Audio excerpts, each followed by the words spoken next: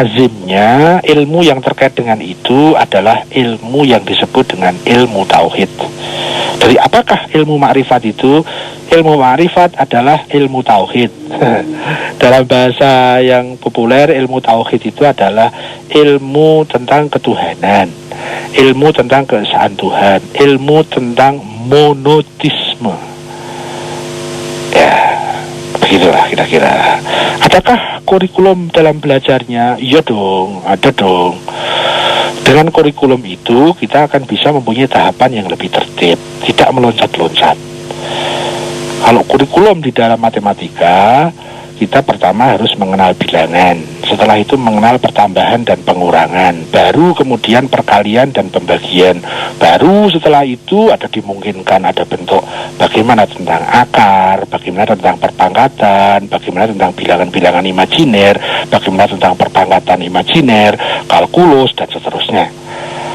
Ya, itu perlu ada tahapan-tahapannya. Nah, agar tahapan-tahapan itu tertib, perlu diadakan kurikulum. Kalau tidak, ngeloncat-ngeloncat, yang belajar jadi mempersulit dirinya sendiri karena tidak tertib. Nah, bagaimanakah kurikulum dalam belajar? Kalau tadi ditanyakan kan sama Mas Dev, maksudnya belajar tentang makrifat. Yalah, itu yang terkait itu gitu ya. Nah, kalau keseluruhan belajar, maka kurikulum primer yang saya tahu itu adalah tentang ketuhanan yang Maha Esa. Itu kurikulum primer di dalam belajar. Juga dalam pendidikan. Mendidik diri, mendidik anak misalnya.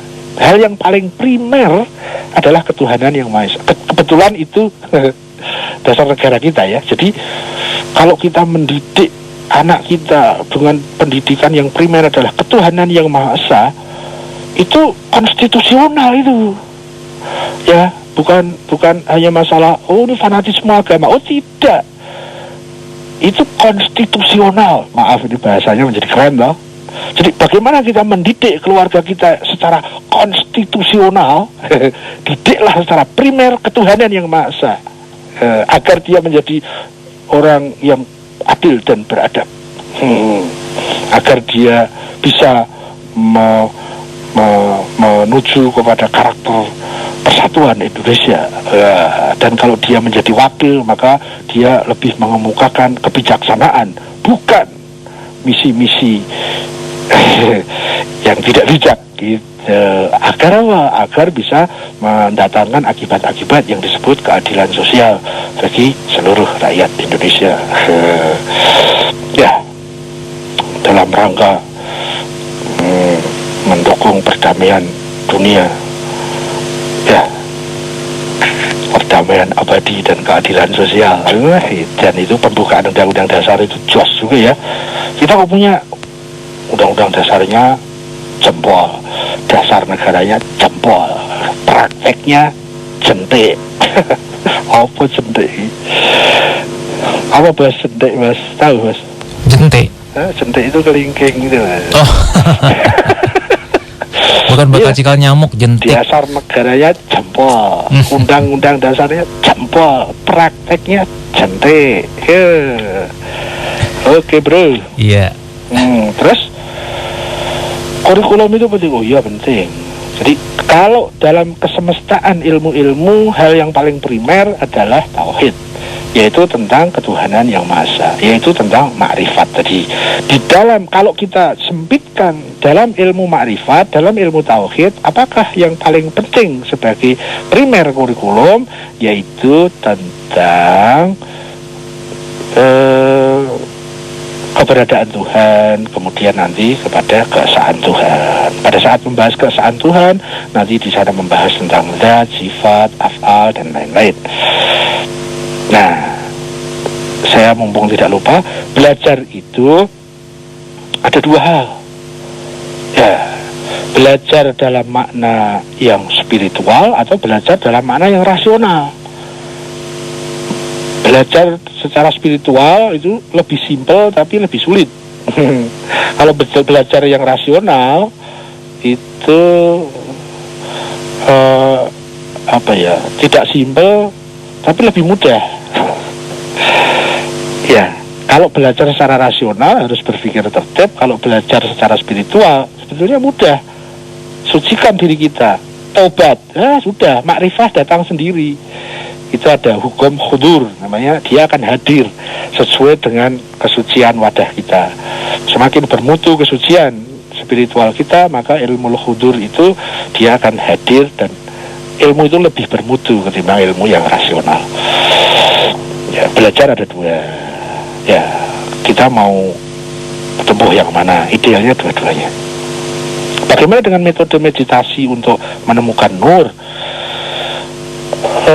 Saya ini harus mendefinisikan lagi ya, nur itu maksudnya apa ya? Nur jannah apa nur mutmainah tadi, apa nur yang mana ya?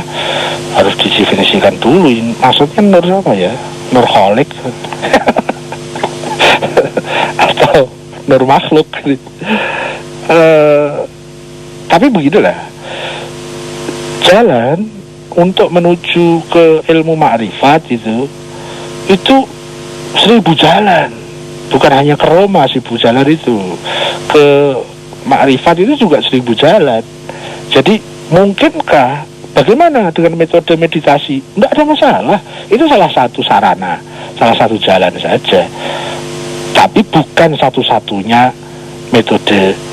Itu adalah meditasi. Enggak ya.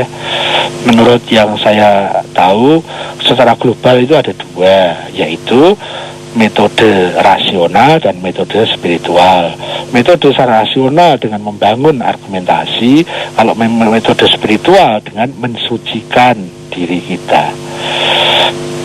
Bagaimana dengan meditasi? Ya, kalau meditasi itu masuk ke salah satunya atau gabungan dari dua itu kan tidak ada masalah. Ya, tergantung. Meditasi kan ada aturan mainnya kan, Mbak. Nah, yang kita lihat adalah meditasi kan macam-macam. Ada meditasi ala A, ada ala B, ya, ada ala C, ada meditasi ala Sufi, ada meditasi ala Arifin, ada meditasi ala apa ya, misalnya Reiki misalnya, ada meditasi ala Jawa, kejawen misalnya, ada meditasi ala siapa, ya namanya meditasi, sama namanya meditasi, tapi mekanisme, caranya, rule-nya, aturan mainnya bisa berbeda-beda. Nah, disitulah yang membedakan antara meditasi satu dan meditasi lain, bisa berbeda cara, sehingga juga berbeda mutu. Kita lihat tujuannya apa meditasi itu, kemudian motivasi dan semangat meditasi itu apa yang dituju, dan caranya bagaimana, itulah yang lebih penting. Kalau belajar melalui meditasi untuk bisa menemukan ma'rifah, ya tidak ada masalah toh, tidak ada masalah. Itu salah satu cara, salah satu metode, tetapi bukan satu-satunya. Metode yang paling cepat sepanjang yang saya tahu nih ya, meskipun melaksanakannya tidak mudah, yaitu dengan proses pertaubatan.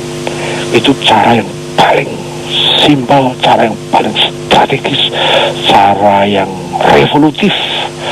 Ya, bukan hanya evolutif, tapi cara yang revolutif untuk menemukan nur. Kalau saya tidak salah dalam memahami maksudnya Mbak Desi tentang nur ini, mau mencari ma'rifah, mau mencari nur, mau mencari hakikat sesuatu misalnya, mencari kebahagiaan hakiki, mencari masa depan yang sukses, mencari segala kesuksesan, itu basic yang paling praktis adalah pensucian diri. Pensucian diri itu secara evolutif, secara bertahap, pelan, itu bisa dengan ibadah-ibadah tertentu.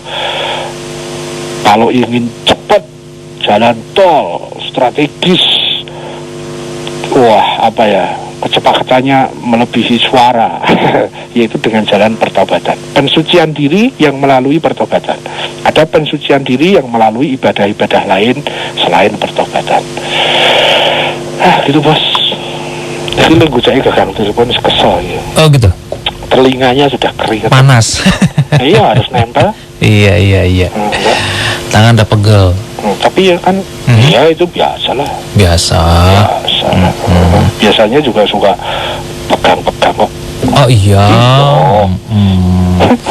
Di kuping selalu basah kok.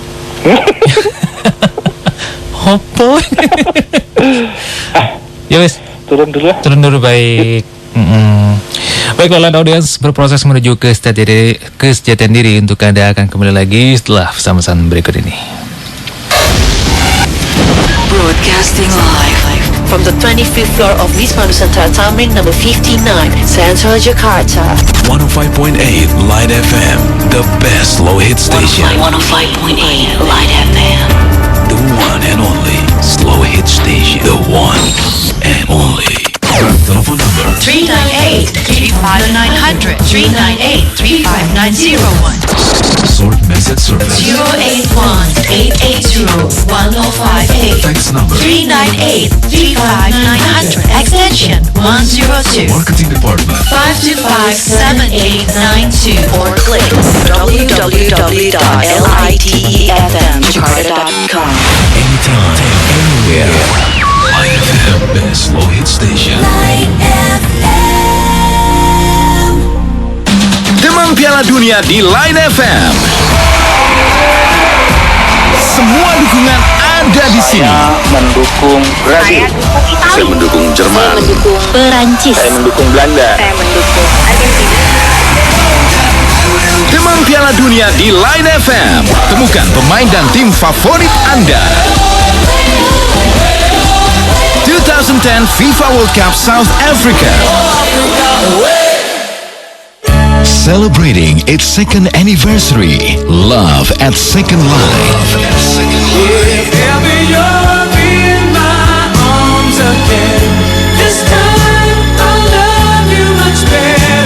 105.8 Light FM and Pisa Cafe Menteng proudly present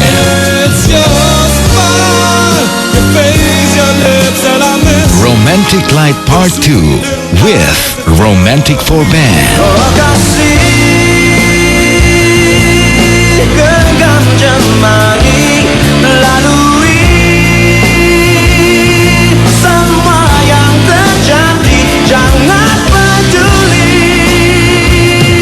Also, make some noise with classic disco dynamic duo DJ Faiz and DJ Edwin of Classic Dance Beat.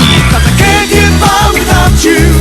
I need you more each day. The way I feel about you leaves nothing more to say. Monday, 7th of June 2010 from 7 p.m. at Pisa Cafe Menteng, Jalan Gereja Teresia nomor 1 Menteng, Jakarta Pusat. Reservation 392-8568 and 3100149. Love and Second Life. Celebrating Light FM's second anniversary, Love at Second Light, Monday, 7th of June 2010 from 7 p.m. at Pisa Cafe Menteng, Jalan Gereja Teresia nomor 1 Jakarta Pusat. Romantic Light Part 2 is fully supported by Bless Cosmetics, healthy skin every day with Bless Cosmetics, Indovision, Pisa Cafe Menteng, and of course, the one and only 105.8 Light FM. Stay tuned for more music with Dev Emerald on the air. Berproses menuju kesejatian diri. Bersama Siwo Agus Hidayat. This is Light FM, the best slow hit station. Baik, Light Audience, kita kembali di berproses menuju kesejahteraan diri. Hari ini Kamis tanggal 3 Juni 2010. Pasti bersama saya Dev Emerald dan juga teman sharing kita Siwo Agus Hidayat. Assalamualaikum Siwo. Waalaikumsalam. Nice. Suaranya merdesah malam Jumat, malam sunnah Rasul katanya. Baik, kita terima waktunya sedikit ya Light Audience. Jadi kita terima 1 penelpon, kemudian kita akan bacakan 3 SMS. Begitu ya Siwo ya? Boleh. Oke, di penelpon yang pertama. Halo, assalamualaikum. Halo. Waalaikumsalam. Iya, dengan Ibu. Dengan Mbak Aida. Di mana Mbak Aida? Di Pondok Gede. Silakan Mbak Aida. Oke, assalamualaikum Siwo. Waalaikumsalam warahmatullahi. Iya, saya mau nanya Siwo. Saya kan belum nikah ya. Saya lagi tahap mengaudisi calon-calon nih Audisi. ceritanya. Keren bahasanya. Audisi di Bekasi lagi dibuka. Siap, oke deh. Nah, terus saya menemukan suatu laki-laki yang masa lalunya itu mantan mafia gitu, tapi katanya sekarang sih sudah bertobat, sering ikut-ikut ngaji. Tapi saya tuh khawatir jika nanti ke depannya dia tuh kumat lagi gitu sih, Wo. Jadi gimana menentukannya kalau dia sudah benar-benar taubat atau mensucikan diri? Gitu ya? Mohon jawabannya ya, Siwo ya. Baik. Ya, Assalamualaikum. Waalaikumsalam warahmatullahi. Ikut audisi sih, Wo. Terus? Mau saya ikut audisi. Mau langsung apa SMS? SMS. Ya. Dari Pak Amir di Bekasi. Begini sih, Wo. Apabila benar syaitan memang jadi musuh atau penghasut. Apa ini? Setan. Setan? Iya.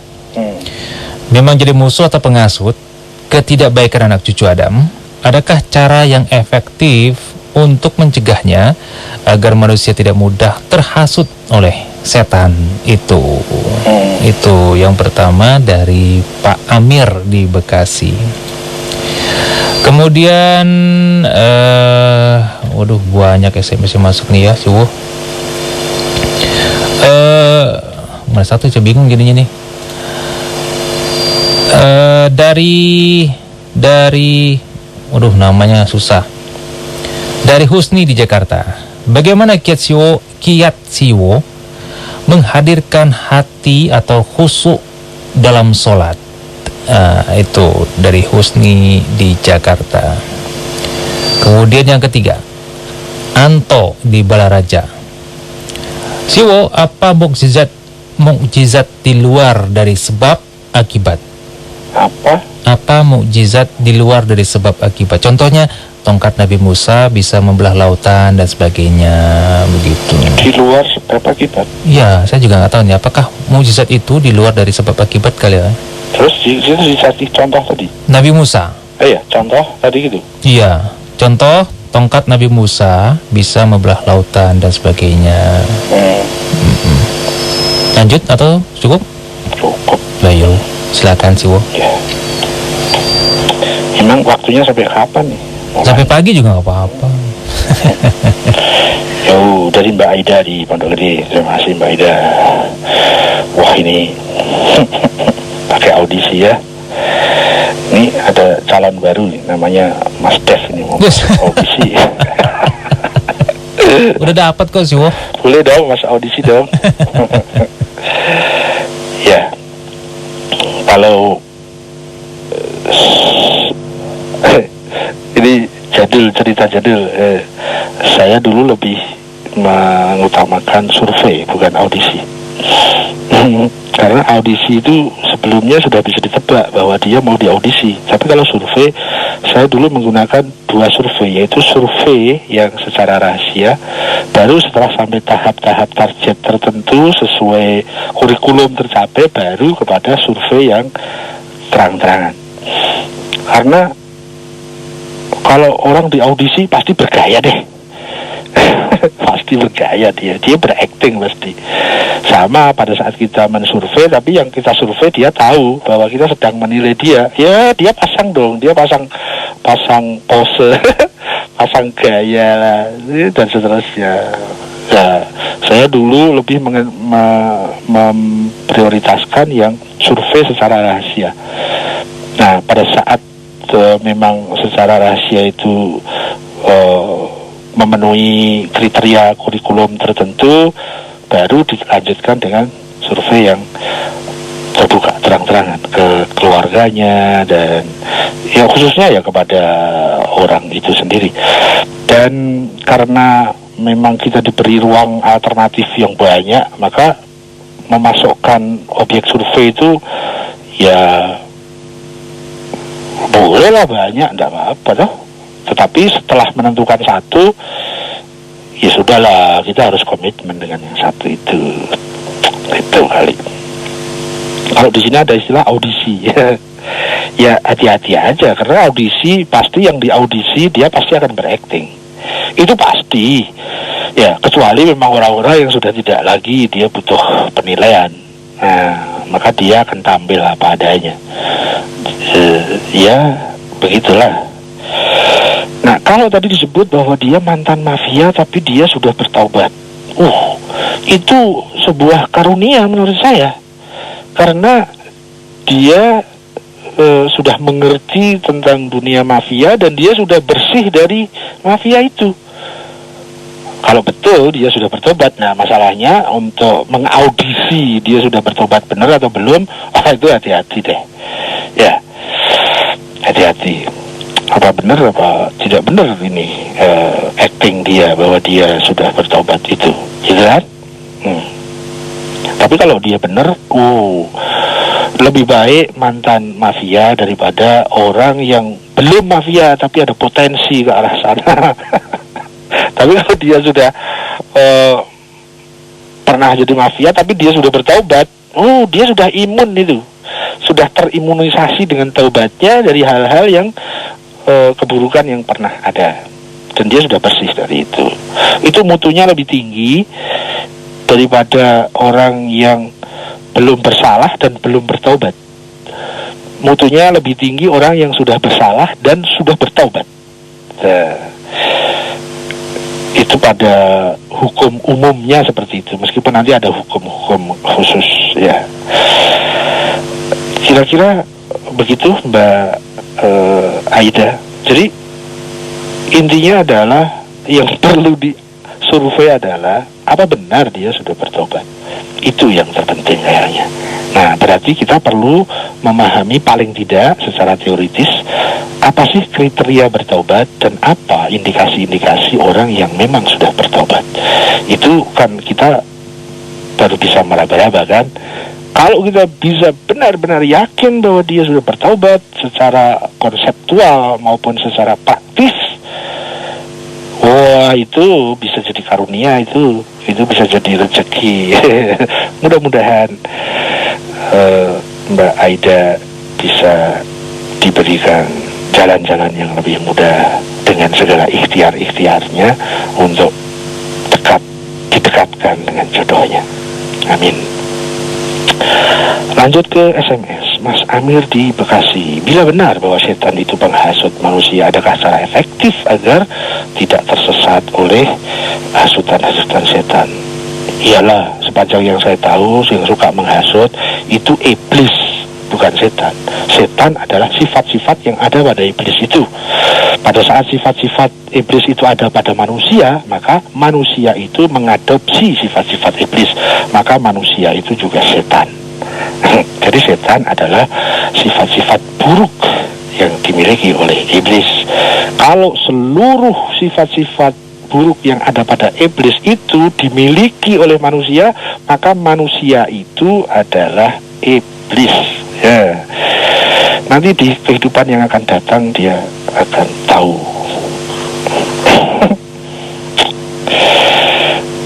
Sekali loh. Begitu. Jadi yang pertama kita bedakan antara iblis dengan setan. Saya dulu memahami sama. Bahkan begitu disebut setan itu hanya terkait kepada itu makhluk-makhluk halus gitu ya. Tetapi paling tidak ada tahapan tertentu yang hingga sekarang ini menjadi pemahaman saya bahwa setan itu semua sifat-sifat buruk yang contoh sifat buruk itu ada pada iblis. Kalau total dari sifat-sifat iblis itu diadopsi oleh seseorang, maka seseorang itu menjadi manusia iblis yang jauh lebih berbahaya dari iblis itu sendiri.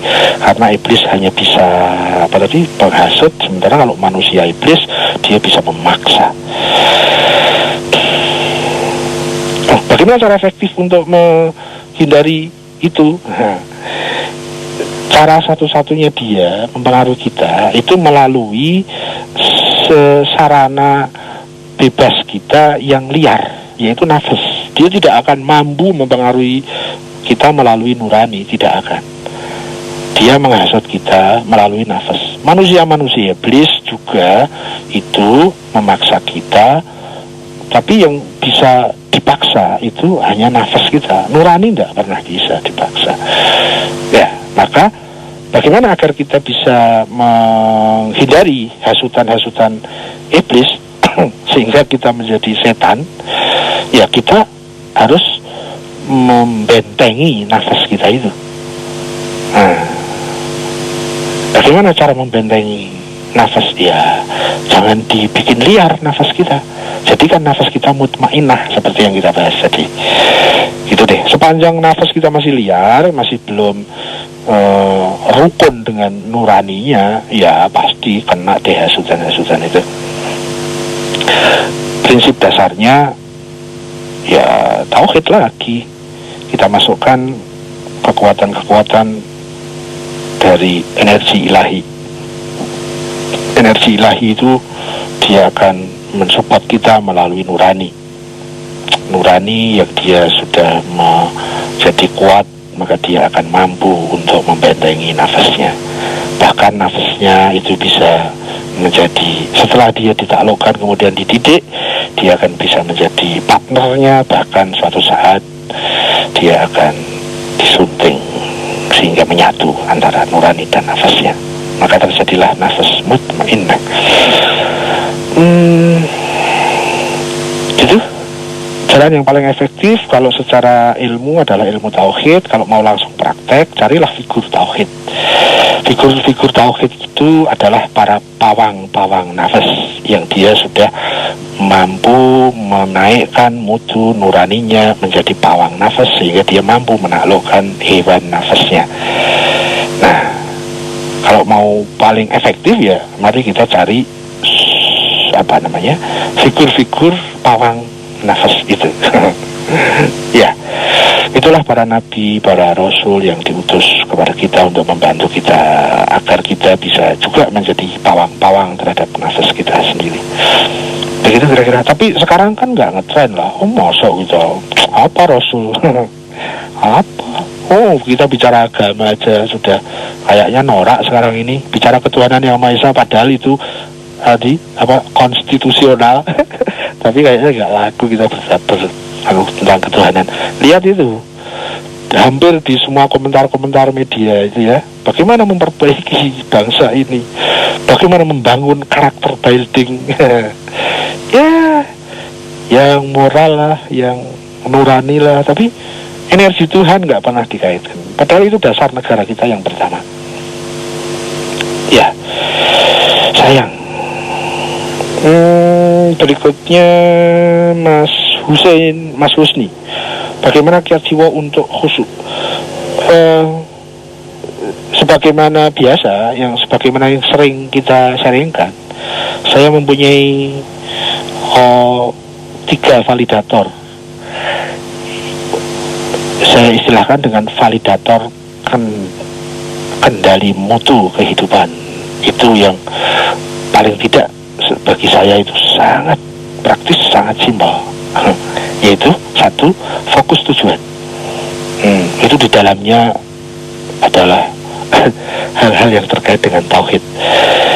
Itu saya formulakan menjadi nomor 1, yaitu validator yang saya sebut dengan fokus tujuan. Setiap tujuan yang salah, kita calon orang salah. Kalau tujuan kita Tuhan, kita calon manusia Tuhan. Kalau tujuan kita presiden, kita calon presiden. Kalau tujuan kita mencuri, kita calon pencuri. Ya, tujuan tidak boleh salah. Dan itu kita diajari dengan sangat ketat, sangat detail pada pelajaran monoteisme, pada pelajaran tauhid, pada pelajaran ketuhanan yang Maha Esa. Kalau orang sudah tujuannya benar, nanti tahap kedua lebih enak, yaitu formula keduanya adalah waspadai niat. Ya, kita tidak akan berbuat buruk sebelum kita punya niat buruk. Kita tidak akan menjadi korupsi sebelum didahului dengan niat korupsi. Kita tidak akan berbuat ya, jadi niat adalah pengambil inisiatif pertama kita akan melakukan apa. Maka kesalahan niat itu lebih parah dibandingkan kesalahan prakteknya. Karena praktek-praktek aktualisasi aktivitas itu hanyalah akibat dari niat-niat. Sementara niat itu merupakan turunan dari tujuan. Tujuan benar akan cenderung mendatangkan motivasi-motivasi dan niat-niat yang benar. Tapi kalau tujuannya salah, akan menurunkan, ada derivatif di bawahnya, akan muncul niat-niat yang salah. Ya, tujuan itu sesuatu yang masih di depan sana, sementara niat selalu bersamaan dengan aktivitas kita setiap saat. Itu kedua. Kemudian formula ketiga adalah konsentrasi tugas. Maksudnya konsentrasi tugas adalah lebih berkonsentrasi terhadap yang wajib-wajib. Ya, kalau saya tadi dengar Mas Haidar Bagi tadi sebelum acara ini saya dengar sedikit, agar kita manfaat kepada orang lain, agar kita punya nilai kepada orang lain, itu akibat saja. Kalau kita bisa konsentrasi tugas, pasti manfaat bagi orang lain itu ada. Kalau kita konsentrasi tugas sebagai suami, pasti manfaat untuk istri dan anak itu ada. Kalau kita konsentrasi tugas sebagai istri, pasti manfaat bagi suami dan anak-anak itu ada. Kalau anak-anak itu konsentrasi tugas sebagai seorang anak, pasti manfaat untuk bapak ibunya itu ada. Kalau kita sebagai warga masyarakat, kita masing-masing konsentrasi kepada tugas kita, pasti manfaat kepada masyarakat itu pasti ada. Jadi manfaat dan tidak manfaat itu hanya akibat saja. Yang fokusnya kita adalah mari kita konsentrasi kepada tugas. Tapi kalau kita overlapping, yang bukan tugas didahulukan, sementara tugasnya malah terbengkelai, itu yang jadi mendatangkan madarat, tidak manfaat. Kalaupun ada manfaatnya, tetapi manfaatnya kecil, kita tinggalkan yang justru lebih besar. Ya. Nah, dalam peribadatan juga, kalau kita ingin bisa lebih khusyuk dalam semua peribadatan, maka konsentrasi pada yang tugas, kepada yang wajib-wajib, harus mempunyai konsentrasi yang lebih. Misalnya apa? Bertobat itu wajib, misalnya konsentrasi harus lebih. Kalau di dalam sholat misalnya, yang wajib-wajib itu harus konsentrasi. Kalau yang sunnah-sunnah, yang tidak dikerjakan juga tidak apa-apa, itu kita sementara tidak kasih konsentrasi, tidak apa-apa kok, karena itu tidak primer gitu. Nah, kalau kita ingin tambah yang sekunder-sekunder, yang sunnah-sunnah, kita alokasi konsentrasi kepada yang wajib harus standar dulu, sehingga tidak overlapping. Kira-kira itulah. Kalau 3 kriteria itu ada dalam aktivitas saya, maka saya akan lebih mudah untuk disebut khusyuk lah. Bagaimana saya makan khusyuk, saya sedang sharing tapi khusyuk, saya apalah validatornya itu yang saya pakai ya, yang menurut saya itu sangat membantu dalam proses saya. Itu ada 3 formula yang saya sebut sebagai validator kendali mutu kehidupan. 1, fokus tujuan. 2, waspada niat. Yang ketiga, konsentrasi tugas. Pada saat saya maksudnya ada di dalam 3 validator itu, maka paling tidak saya bisa mengenali saat ini saya benar apa salah. Ya, sepanjang kemampuan saya menilai diri. Dan itu kayaknya dalam setiap aktivitas deh. Saya buka komputer misalnya, apa tujuannya? Apa dulu tujuannya? Ayo, terkait dengan Tuhan enggak di situ? Terus terkait dengan peribadatan enggak di situ? Atau saya buka laptop hanya untuk chatting-chattingan, untuk hura-hura? Nah, adakah nilai ketuhanan di situ? Itu fokus tujuannya. Kemudian niatnya, apakah saya buka komputer ini menjadi bentuk peribadatan saya sebagai penghamba Tuhan atau tidak? Ya, akhirnya kita tahu dong, saya ini dalam posisi benar apa tidak benar. Dan kemudian konsentrasi tugas. Ini tugas saya enggak sih buka komputer ini? Terkait dengan tugas primer saya, apakah saya buka komputer itu wajib? Ya, begitulah. Kira-kira dengan 3 validator kita akan lebih mudah untuk khusyuk dalam setiap aktivitas kita. Terus terakhir dari Mas Anto, apa mukjizat yang di luar sebab akibat? contoh tongkat Nabi Musa. Saya memahami begini, Mas Anto, tidak ada satupun yang bisa keluar dari hukum sebab akibat. Mukjizat itu juga tetap tercover dalam hukum sebab akibat, meskipun di sana ada kekhususan percepatan sebab akibat itu. Ya, misalnya begini. Siaran sepak bola di mana nih Mas, sepak bola World Cup di Afrika. Di Afrika, ya. Pada detik yang sama saya bisa melihat di rumah saya melalui layar televisi. Itu melalui rangkaian sebab akibat yang banyak sekali. Ya, tetapi di situ hampir tidak ada jeda waktunya. Ya, gitu ya. Kenapa? Karena teknologinya sudah ditemukan. Tetapi kalau saya ngomong seperti ini dulu 100 tahun kemarin, ya mesti saya dianggap orang gila. Loh, itu sepak bola di Brasil kan? Ya, loh saya nonton kok. Di rumah. Oh gila kau. Ya, kenapa? Karena belum ada sarana untuk terjadinya sebuah percepatan sebab akibat, untuk terhubungnya antara sebab dan akibat. Belum ada sarana yang secanggih sekarang. Nah, ya seperti itulah. Kalau saya ngomong begitu, lihat sepak bola mana? Itu Brasil lawan Argentina. Di mana? Di Afrika. Kamu lihat di mana? Di rumah. Oh gila kau. Ya itu kalau saya ngomong itu 100 tahun sebelum tahun ini, ya saya dianggap gila lah. Tapi sekarang enggak lah.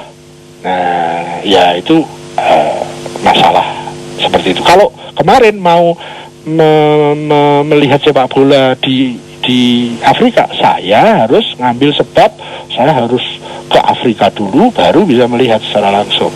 Sekarang ada sarana-sarana yang bisa mempercepat proses sebab akibat itu, sehingga saya tidak harus untuk bisa melihat itu harus ke sana. Itu sebuah contoh kecil.